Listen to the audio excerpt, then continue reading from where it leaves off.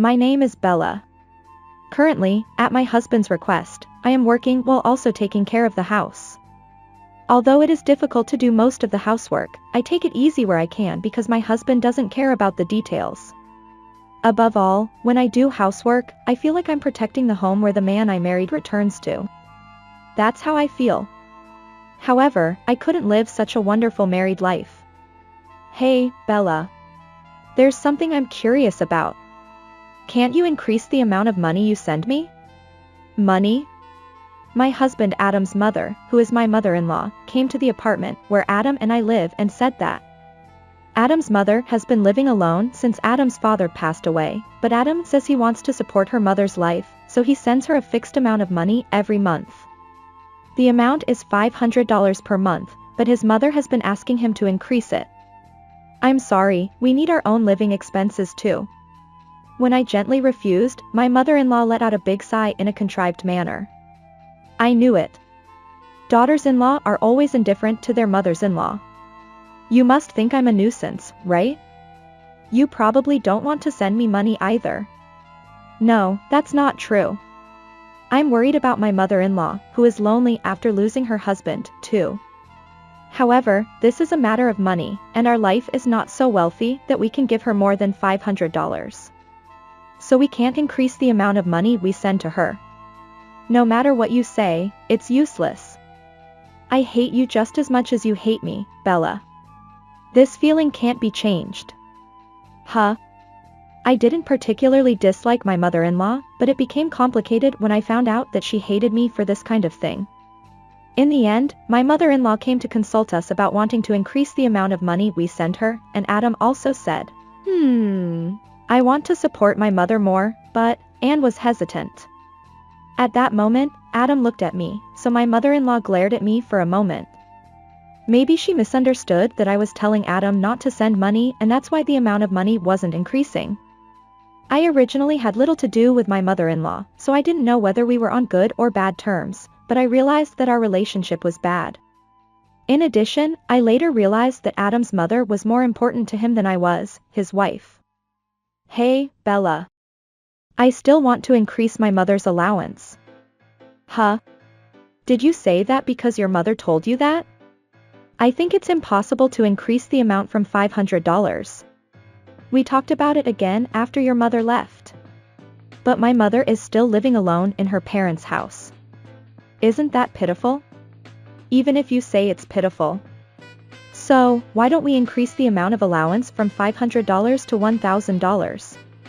I was surprised by his words.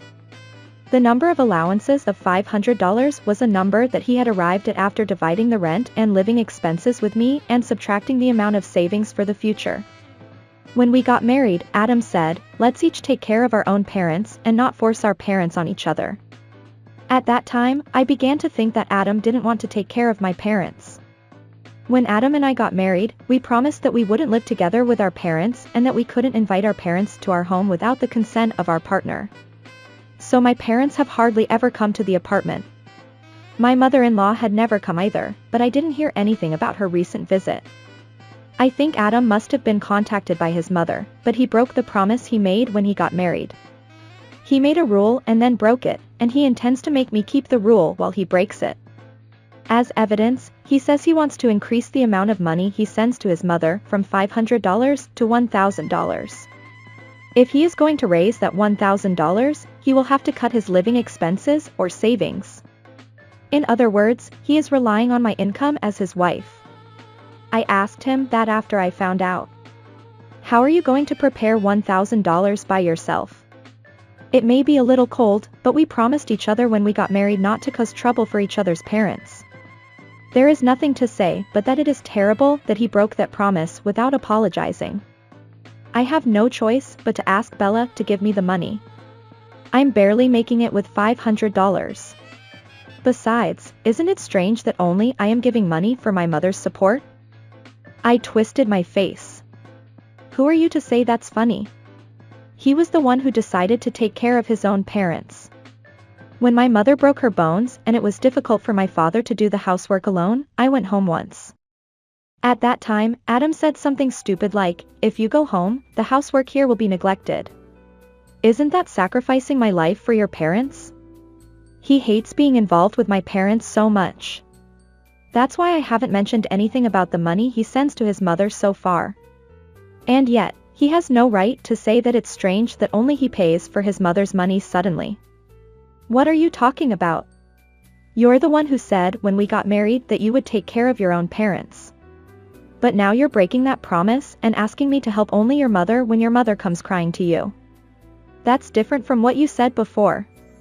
Well, I did promise that, but promises change over time, and I think it's better to think more flexibly. What is Adam saying? He doesn't seem to care about breaking his promise. I sighed in disbelief. Hey, you're sending $500 a month to your mother, but I'm not sending any money to my parents. If you tell me to give you $500 a month, I'll send it to my parents instead of sending it to my mother-in-law. Huh? Your parents are still healthy, aren't they? My mother-in-law comes all the way to our apartment, which is quite far away. Besides, my mother-in-law has money left by your father, a house, and seems to be working part-time, so she doesn't need any more money, does she? I thought I was saying something reasonable, but Adam looked at me as if he couldn't believe it. After being surprised for a while, Adam muttered, I didn't think you were such a heartless person. You're abandoning my mother. He said that to me. I'm not talking about abandoning my mother-in-law. Rather, since Adam has been neglecting my parents before I have, I'm just saying that I'll send money to my parents instead of sending it to my mother-in-law. After all, I kept my promise to take care of my own parents, but it's bad that he suddenly wants to break it. Besides, there was no way I could see that my mother-in-law was having trouble living to the point where she had to increase her support. Anyway, I can't increase the amount of money I send to my mother-in-law. We promised when we got married that we would take care of our own parents ourselves. If you break this, you'll have to do a lot of things for my parents from now on. Adam says that his parents should be taken care of by himself, but he doesn't even show up at my parents' house for events like Easter and Christmas every year. My parents may have seen Adam's face only when he came to greet them and at the wedding. Anyway, Adam avoids my parents. He avoids my parents so thoroughly that he has no right to complain if I do the same. When I firmly refused to increase the amount of money I sent to my mother-in-law, Adam fell silent for a while. I thought he realized that it was impossible to ask me to increase the amount of money, but Adam did something outrageous. One day when I came back from work, there were insurance documents and the cash card on the table. That day, I couldn't find my smartphone and memo pad since morning, but they were on the table. And there was Adam, smiling at them. What's this?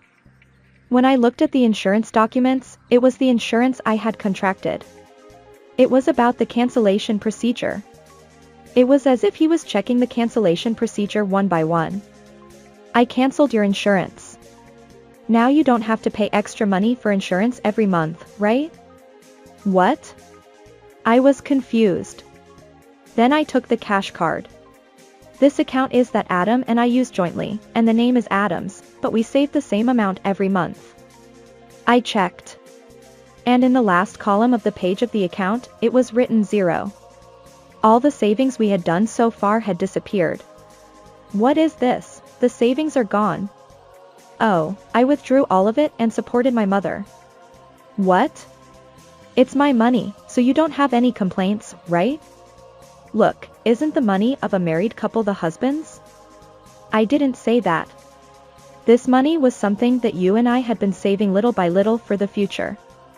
But you suddenly gave it all to your mother. Do not be silly. When I got angry, he frowned. Hey, I didn't say anything stupid. My mother is in trouble, so I supported her.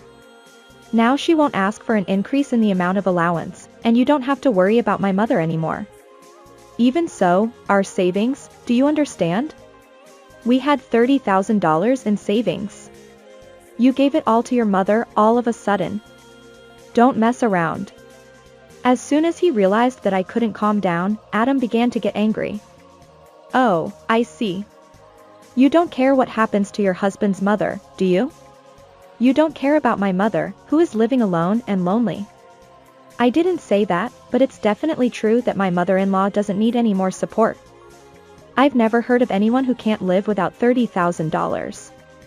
It's just that he did things that a couple shouldn't do, such as giving her $30,000 of our savings for our future, canceling my insurance, and using the money I used for insurance for his mother from now on.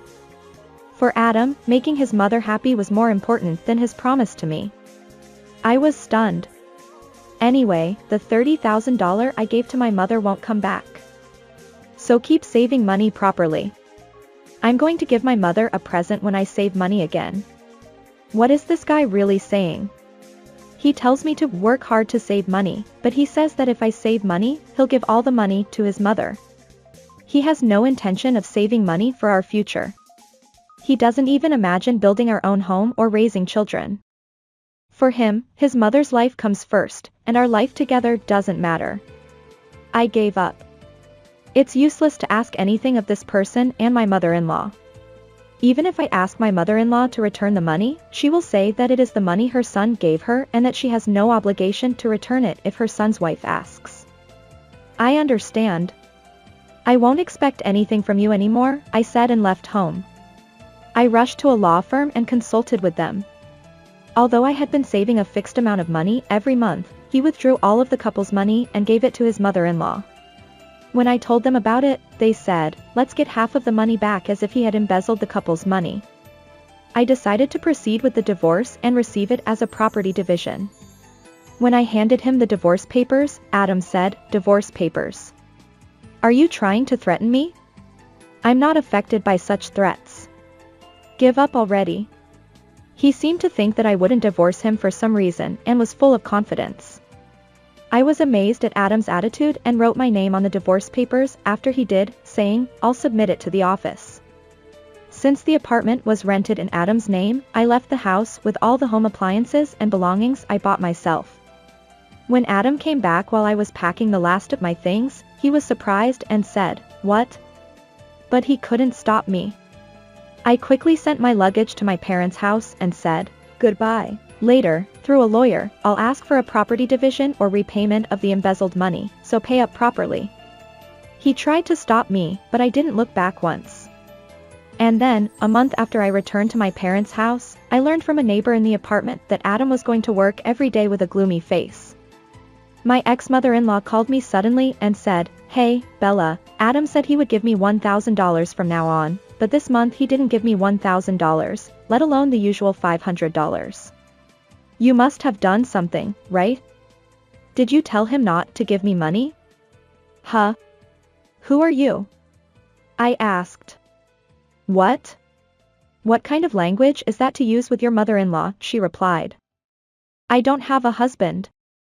I got divorced last month, and now I'm trying to get the embezzled money back through a lawyer, but Adam won't pay me and is hiding from me, so I'm thinking of consulting with his company soon." I told her a lot of information she didn't know, and she was surprised. "Wait. You got divorced? If you and Adam are divorced, why isn't he giving me $1,000? Until now, he could only give me $500 because you stopped him, right? Don't you know your son's financial situation? We split the rent and living expenses, and the remaining money Adam had after saving was $500. In other words, Adam ignored all of his pocket money and gave you all of it. Even so, you asked for $1,000. Adam can't pay anymore, so he naturally came to me for help, but when we got married, Adam promised me that he would take care of his parents himself, so I refused to help. Then Adam canceled my insurance, gave all the couple's joint savings to his mother, and did things that were impossible for a couple, so I divorced him. I didn't give her a chance to argue with me. She looked down on me, so I thought that if I gave her a chance, she would misunderstand and blame me for something that wasn't true. By explaining everything to her at once, she finally seemed to understand the situation she was in. Do I have to return half of the $30,000 I received? Yes, that's right. It's a hypothetical scenario if there's still some left. But even if there isn't, Adam will borrow money to pay me back. I was thinking of buying various things like clothes and going on a trip. If she was thinking of buying things, it means she hasn't spent all the money yet. Well, I don't think she can spend $30,000 in a month. It would be good if my former mother-in-law talks to Adam and pays me back. Then Adam and I don't have to deal with each other anymore. Bella, if you're there, I can get $1,000 a month, right? If you add your income, you can support me more, right? However, it seems that my former mother-in-law thinks she is an important person who can receive support. You are a stranger to me. Please don't borrow money from strangers, I said and hung up the phone. After that, I told Adam everything about the money with my former mother-in-law and asked him to pay me back from the $30,000. Adam started saying that his mother wouldn't pay him back. It seems that she thought it was better to get $30,000 now than to get $500 a month from now on. It was a situation where parents are parents and children are children. Adam shouted, "Pay back the $30,000, and my former mother-in-law said, "It's my money, so I won't pay it back." Eventually, they fought loudly until midnight and the police were called by the neighbors. It's too bad to make noise until midnight. Finally, my former mother-in-law was advised by a surprise police officer and tearfully gave Adam $15,000. It was just before I told his company about the situation that $15,000 was transferred. However, the relationship between my former mother-in-law and Adam, who were close, was broken by this incident. Adam couldn't pay the rent and living expenses we had been paying half and half, so he had to cancel the apartment and started living with his mother. However, it seems that they fight every day. They will never know why it turned out this way. As for me, I lived with my parents for a while and then moved to a new place. I'm enjoying living alone now. My father and mother said they were saving money for their retirement, so they didn't need any allowance for now. I thought it would be better to marry someone who doesn't get his hand on the couple's money without permission.